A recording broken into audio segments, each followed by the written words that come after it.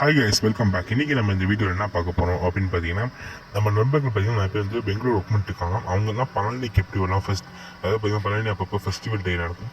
அதுக்கெலாம் நீங்கள் எப்படி வரலாம் அப்படிங்கிறது, நீங்கள் ட்ரெயினில் எப்படி வருது அப்படிங்கிறதான் இன்றைக்கி நம்ம இந்த வீடியோவில் பார்க்க போகிறோம். ஸோ சேனலுக்கு யாராச்சும் புதுசாக இருந்தீங்கன்னா மறக்காமல் சப்ஸ்கிரைப் பண்ணுங்கள். ஸோ வாங்க இப்போ நம்ம இந்த வீடியோ போகிறோம். நீங்கள் பெங்களூர்லேருந்து இப்போ கோயம்புத்தூருக்கு நீங்கள் எர்ணாகுளம் இன்டர்சிட்டி எக்ஸ்பிரஸில் இது கரெக்டாக ஒரு 6:10 வருது. 1 மணிக்கெலாம் போய் கோயம்புத்தூர் போய் ரீச் ஆகிடுது. ஸோ கிட்டத்தட்ட ஒரு 7 hours உங்களுக்கு சென்னை வருது.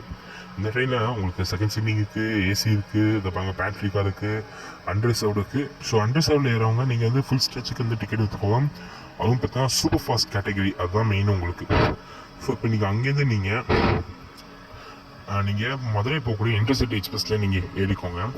அந்த ட்ரெயின் பார்த்தீங்கன்னா வந்து 2:30 கோயம்புத்தூர்லேருந்து கிளம்பி அது பார்த்தீங்கன்னா வந்து 4:40 போல் பழனி போய் ரீச் ஆகுது. ஸோ இந்த ட்ரெயினும் பார்த்தீங்கன்னா ஒரு நல்ல ஆப்ஷன் தான்.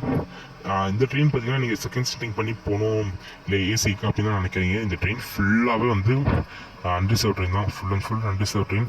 ஸோ இந்த மாதிரி பார்த்தீங்கன்னா நீங்கள் பட்ஜெட்டாக எப்படி போகுது அப்படிங்கிறத நீங்கள் பார்த்துப்பீங்கன்னு நினைக்கிறேன்.